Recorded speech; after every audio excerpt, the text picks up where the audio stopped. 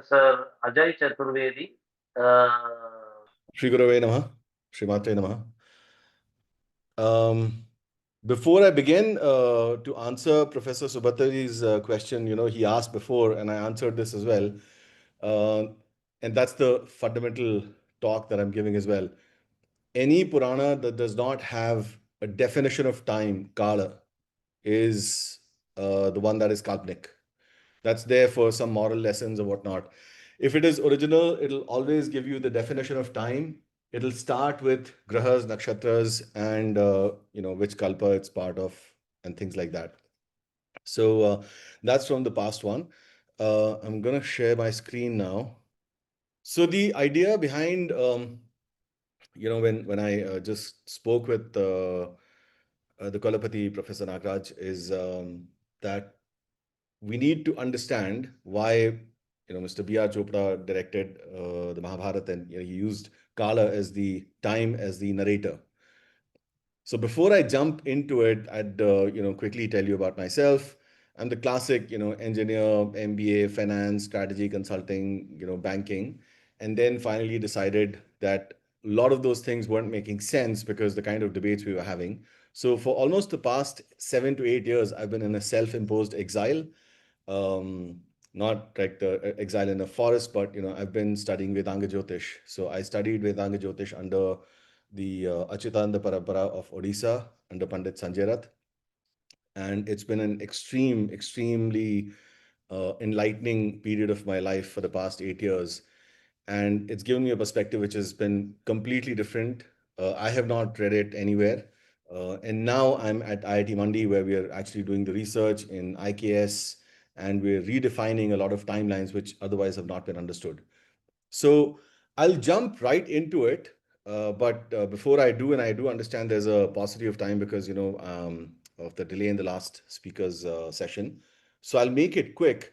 But what I like to engage in is that, so, the fundamental thing is that we need to ask some critical questions. And, I will not make any conclusions. I will not even talk about the conclusions. I'll first just take everyone through some of the critical questions that any critical mind should ask, which I have not heard anybody else ask so far. So I am going to ask those questions. Why did colonization, genocide, and global loot begin only after the 15th century? What suddenly changed in the Western world? No one seems to have this answer. And people who have it can, of course, keep these questions. They can share with me later. Why did Islamic invasions begin in the 7th century and not earlier? What shifted geopolitically or spiritually? Again, the history we're being taught is this is what happened, this is what happened. My question is, why did it happen at that particular time? Because if you have an answer for that, then you have a lot more leads to the questions that we have now. A lot of popular contexts say, if Jesus was born likely before 0 CE, why did they decide to have 25th December as his birth date? And by the way, if it's because of the winter solstice, that itself has changed to 22nd or 23rd December now. So that's, out of the question. Why is Vikram Samvat called the oldest Samvat in India or in the world? Because there are thousands of other Samvats that are there, which we have records of, and that's something that I've discussed extensively in my book 2 of Time. So I've done a trilogy of time. There are 3 books. First discusses the building blocks. Second discusses the larger aspects of how history is written because of time. And in that, I've gone in depth exploration of the number of samvats that were there before. So even before Vikram Samvat, there was Yudhishthira Samvat, there's Saptarishi Samvat, there is Krishna Samvat, all kinds of samvats. And you can keep researching and you'll get to it. These are the ones that are defined in the Puranas. The early European year lengths were fairly arbitrary. If you go back to the records about 2000 years ago, even 1500 years ago, they didn't really have a fixed length of the year. Some year would be 200 days, some year would be 300 days. It really depended on the emperor that was ruling at that time. So that's something that should trickle some curiosity, because when you read texts like Varaha Samhita, there are descriptions of Yavana and Romaka rishis that have come, and they have the similar discussions that we're having today, but the discussion nature was slightly different. So that's something that we'll talk about as well. How did Moses, around 1300 BCE, suddenly declare a 7 day week? When you read any of the text, they're like, one day he gets up and he says, there'll be 7 days that we'll observe. How did those 7 days come about? Why did they decide that those days will be exactly and map on to the Hindus' 7 days, the Saptaha? Okay. This one of the most critical ones. If languages evolved independently across the civilizations, and this is one of the deepest topics of research that we have at IIT Mandi right now. And there are four different kinds of languages. So Antrika, Mantrika, Tantrika, and Yantrika, or Kharoshti Bhashas. Kharoshti Bhasha is significantly different from Mantrika Bhashas. So we typically speak from the Vishuddhi Chakra. And if the languages evolved differently, why did time stay the same? Everyone across the world observes 7 days a week, 24-hour days, and it's globally uniform. So why 24? Why is it defined? Where is it defined? The research that I did for the past, and this is a research of about 20 odd years, because the curiosity started for me back in business school at Wharton, where I asked the professor, who said that in strategy, and when you think strategy, you're thinking first Mahabharata, you're thinking the epics, Bhagavad Gita. The only text that we are made to refer to is the art of war. It's not Bhagavad Gita. But he said that time is important in strategy, but timing is everything. So naturally, my curious brain asked, what is timing? How do you determine timing? He didn't have an answer. Neither did he want to discuss this further. So that's where my research started around 2001, 2002. And I can confidently say that it is not defined in any of the Greco-Roman texts. In fact, there are no Greco-Roman texts that you can actually even trace back to. Anybody who says they've been destroyed because of the wars, because of the number of invasions, then they weren't there, because then the evolution itself is not understood as antrik, mantrik, tantrik, yantrik. The moment we start assuming that machines defined everything, then we've lost the battle already. It's not that case. Okay. It's not in Greek mythology. It is not in the Epic of Gilgamesh, not in the Book of Dead, certainly not in the Bible, definitely not in Quran. Even modern science, and I'm a computer scientist, does not understand time. We are able to measure durations between time or events, but we cannot actually tell what time is. Why are there the weekdays? And there's extensive experimentation case studies that I've covered on why time is important, the weekday is important. Russians have tried this experiment, French have tried this experiment. If you go to the Puranas, Maharaja Ripunjay tried this. In fact, when you look at the Asuras, they all did the same exact thing. Ravana used to step on the grahas. Um, Hiranyakashipu did the exact same thing. I'll explain why I'm saying this. So, whatever that science didn't understand is what is called mythical, labeled mythical. So, let me assure you that nothing of the actual original Puranas is mythical. It's what we don't understand yet. And the reason we don't understand it is because it is related to time. So, at what point in theory of evolution, if we believe that theory of evolution is true, was time defined? I've gone through the whole theory. There is absolutely no mention of it. If you're floating in mid space and suddenly decided that measuring intervals between two events was important, what could prompt you to use a 24-hour division? By the way, 24 hours is a division, is not the measurement of time. And that's where the whole mistake happens. And then you further divide it to 60 minutes, 60 seconds. What really prompted it? There is absolutely no explanation. The first thing that we end up doing is we end up Googling it, and the Google will have the standard answers that the Babylonians used this in this particular way, and the Egyptians used it in this particular way, Mesopotamians did something else, the Mayan civilization did something else. They're all fancy stories, great stories, but nothing really comes down to what made them arrive at this number, right? So from in my books, I've actually explored why 360 degrees even. There's nice explanation that Babylonians use, six equilateral triangles, but why six equilateral triangles? My question is not what they did with it. My question is how they arrived at the 360, how they arrived at the 24. And all of these answers are only in the Vedas, nowhere else. Okay.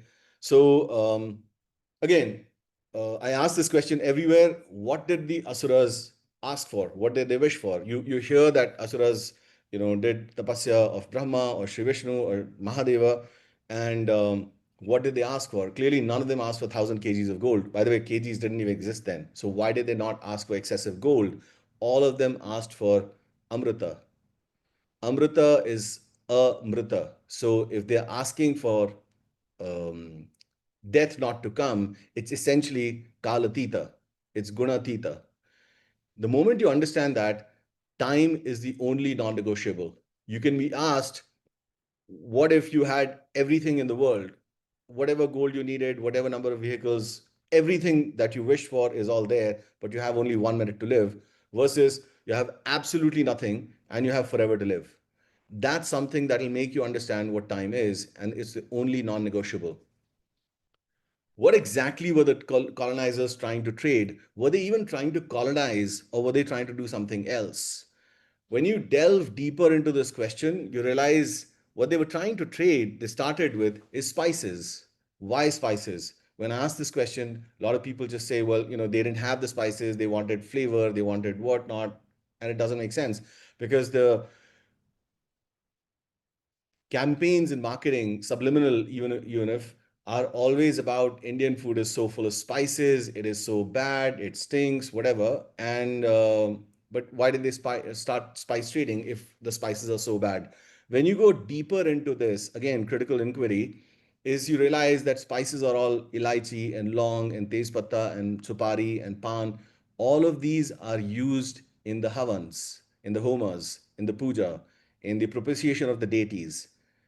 And deities are not gods. Devata, Devi comes from the root word divu, which is light. The word divine comes from there. So we're literally looking at cosmic points and we are propitiating the deities there.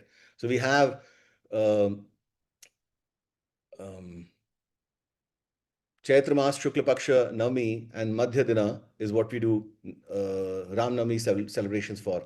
Bhadrapad Krishna Paksha Ashtami Madhyaratri is what we do Janmashtami celebrations for. The moment we realize that, it's fundamentally the Surya Avatar and the Chandra Avatar. And when you go deeper into it, the Brahma Muhurta makes sense. When do you go to Sri Hanuman temple? You go on a Mangalvara, you take a particular thing. These are the modalities that have been given that need to be followed to the T. Once you understand that, you understand that actually they understood the Dharma from outside in much better, and we took it for granted. The reason for 15th century is because that is when the mechanical clock, was accidentally invented. Again, there's a very deep, extensive explanation of all this in book 2 of Time. So for those who are curious, can absolutely read that. The word belief only came about in the 15th century. There was no word belief. When asked, what belief translates to in Hindi or Sanskrit, people would say Vishwas, and it is not.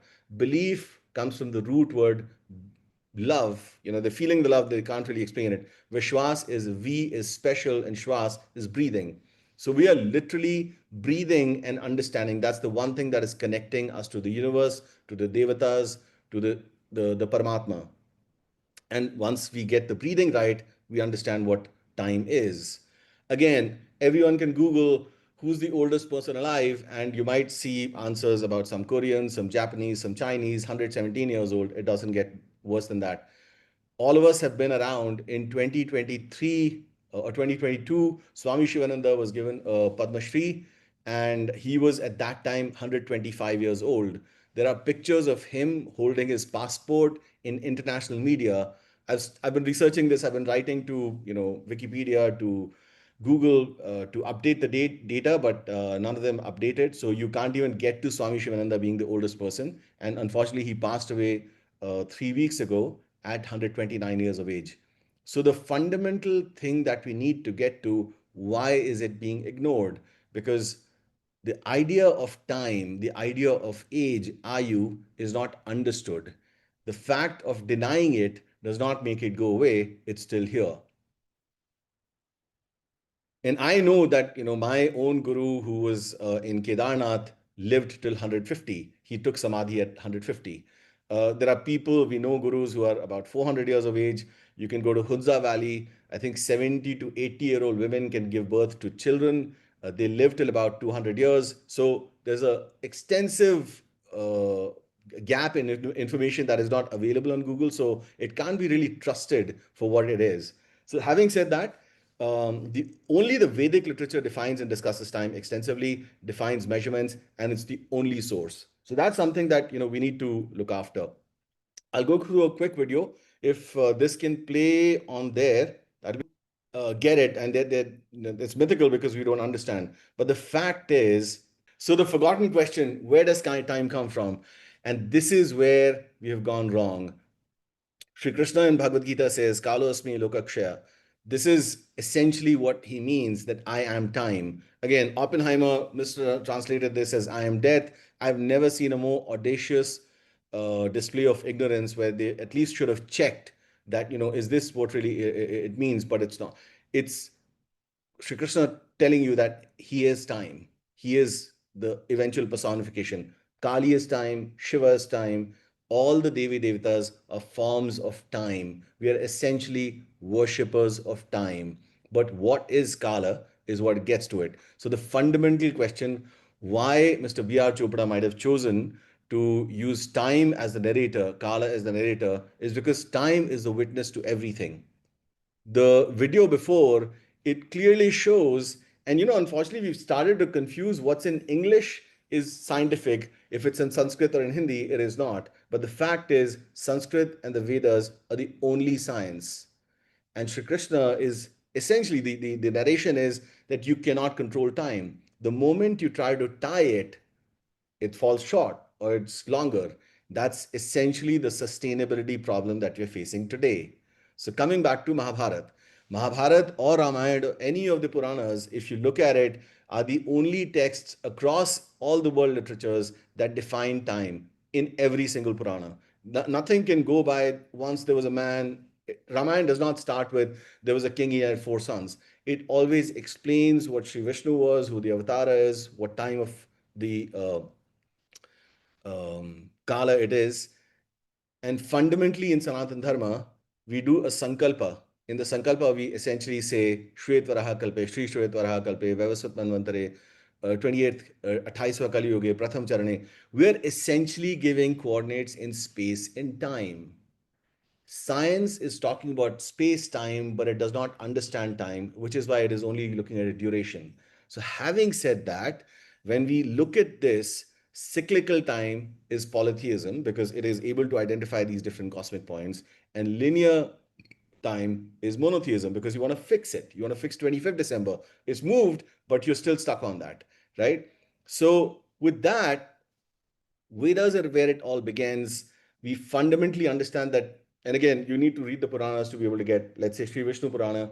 It talks about the three gunas, which define the interplay of these three gunas, defines time. And modern science sort of skips this, terming this as a myth, and starts looking at linear time. So, what is really happening in Mahabharata or in Ramayana, unless you have this critical eye and you're able to evolve, you're not able to understand what they're trying to tell you. So, for example, Karna is Suryaputra. What does it mean? I mean, I've seen lots of different interpretations they're trying to get. But in Vedanga Jyotish, in any of the paramparas, if you read it, there is something called Putra Karaka. Putra Karaka is defined by the Garbha Karaka. So the Garbha Karaka is essentially the number, the sequence of the Garbha in a particular woman's womb. So the first Garbha is Surya, the second Garbha is Brihaspati, third is Ketu. That's why you have Surya, which is Karna, is the first. The second is Brihaspati, extremely wise, Guru, that's Yudhishthira. Ketu, fearless warrior, headless warrior, that's Bhima. You can't find anything more than that. So there is layers and layers that we need to sort of examine and go back deep into it, because until we understand that, we're almost like history students trying to understand differential calculus in a English literature class, and the only professor of mathematics we have, we've classified him as a mythical idiot, and that's where we are stuck. So I think Mr. B.R. Chopra, any of the people who've made these epics and tried to picturize them have known this for a long time, but maybe they weren't able to explain it in such language from today because maybe they didn't want to, or maybe they were sort of not aware of what is going on, because the thing that we've assumed that is that we are the most advanced stage today. But when I hear Prime Minister Trudeau talk about 2016, it seems like, he's automatically assuming 2016 is something connected to nature, and it's not, and it's in a linear time. So Mr. B.R. Chopra probably understood that, and that's why he used time, Kala, as the narrator of the epic. And that, again, to my previous panelist's question, is fundamentally that. If any Purana does not explain what time is, what Kala is, where what happened, you're not sure that if it happened. In Vedanga Jyotish, you end up doing a lot of case studies. The first one that we'll always look for is Sri Rama's Kundali, and that has clear definition of when he was born. So it gives a clear map of the skies at that time, that all the grahas were Ucha, Brihaspati was in Lagna, Chandrama was in Lagna, he's born in Puravasu Nakshatra, and things like that. The Tithi is given. So the Panchanga, which is of 5 angas, is connected with the 5 tattvas of Bhagavana, which informs your 5 Gyanendriyas, and then you act through the 5 Karmendriyas. The most scientific system that we have is the Vedic system that we have in India today. Unfortunately, we've relegated it to the background. We've started assuming that we understand everything. The fact is that we don't. So with that, happy to answer any questions. But the one thing that I'd like to say is the only basis of a civilization, the fundamental basis of a civilization, is its ability to measure in tune with nature. If you're not able to measure in tune with nature, you're a myth. So the only place which is not a myth is this culture and this civilization. Everything else is sort of just a story, imagination. But with that, thank you so much. Happy to answer any questions if there are. There is a question from Professor Veda Ravi Shankar. Okay. Professor Ajay, after saw your book Time and Presentation, do you have Kala Chakra Siddhi? Thank you. Oh, that's a very, very big question. I don't think I have the Kala Chakra Siddhi, but thank you, Professor Veda Shankar. I do have Kripa of Ma Bhagavati, so I'm a Shaktya, I'm a Devi Sadhaka, so definitely, and I've met you at IIT Mandi, I think, in the Mind Brain Consciousness Conference. Something that we discussed at length. But I think the only reality that we have is the Devi Devatas. I don't think there is any belief that can connect you to Paramatma. The only way you can connect to the Paramatma is through the Devi Devatas. So Kala Chakra Siddhi will obviously come from there. But it's very kind of you to even acknowledge it. Thank you so much. Okay. Any other question? Let me check. I don't see any other question in the question and answer box. Okay. Audience, you have a question and answer box. If you have any more questions, you can type the questions there. There is a question by Dr. Ujjwala Kort Pisule Paltule. What an intriguing session. I would like to explore this further in the context of ancient Indian temples. So this is a comment, this is an Oh, aspirational absolutely. comment. Absolutely. Yeah. The one thing So, I'd like to comment on this, temples is something that is deeply, it resonates with me deeply. In fact, we are in the process of constructing a couple of Devi temples as well in Uttarakhand. I'm actually developing a Vedic village. So not only are the temples, a temple has to be made with stones and wood only. We're also aware of the Vanaspati. So nakshatra trees, for example, is extremely important. That is something that we have totally lost track of. All these pine, eucalyptus, and random trees that we've planted have actually taken away from us. I'm sitting in Himachal. I could show you, the outside, lots of pine trees. They don't naturally belong here. If you plant the nakshatra trees, so for example, Kadamba is related to Shri Krishna, right? That's his Janma nakshatra, related to Rohini nakshatra. Those trees actually alter your perception of time as well, of Kala, right? So not only have they been uprooted, but it's rendered about 40 to 50% of the land unarable. And I think Temples is just a small aspect of it. The idea of colonization and this loot was not colonization, it was complete demolition. So the day we acknowledge it and we start to rebuild, we'll then start to look at things in a very different manner. It's not just temples, it is the vanaspati, it's the trees, it's the crop, it's the cycles, it's the soil, everything. But happy to explore with anybody. Excellent, Professor Ajay Chaturvedi. Thank you so much. Ajay Chaturvedi is available from IIT Mandi. He is going to be heading a department in near future.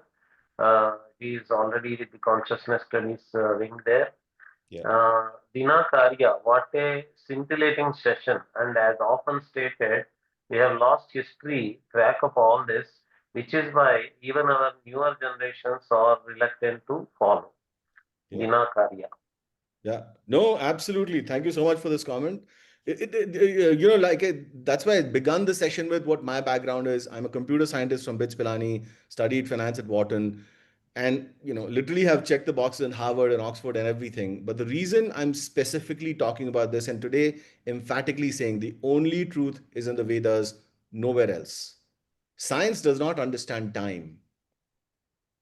Science can measure accurate intervals between two events, but it does not understand time. The day we start to accept and understand it is the day our reality will change, and we'll suddenly, so we can't be asking for scientific verification of the Vedas. We in fact need to have a Vedic verification of science, and this I'm saying emphatically sitting in IIT, uh, and something that we need to acknowledge. And again, by this, I don't mean that I don't love science. I absolutely love science. The way we inquire in science is good, but it's a difference between karta, drashta, and sakshi. It's very intrusive. The moment you're intrusive, you end up changing the system. But again, this is not a topic of this particular symposium. I'm thrilled that I'm part of the symposium, that I could actually access the scholars here, but happy to be a part of any of the other conferences. We are hosting something called Kulhad Economy Festival at IIT Mandi in October. So anybody who needs information, please get my details or connect with Professor Nagaraj, because I'm going to be inviting him as well. Happy to share the details of that as well. Thank you very much, sir. So much. This has brought such wonderful responses from the audience also. That Yeah. shows that your talk has resonated with so many of the audiences so well. Dina Yes. Karyaji is saying thank you, Professor Chaturvedi and Indica, for always bringing such enlightening sessions. So Yes. thank you. Now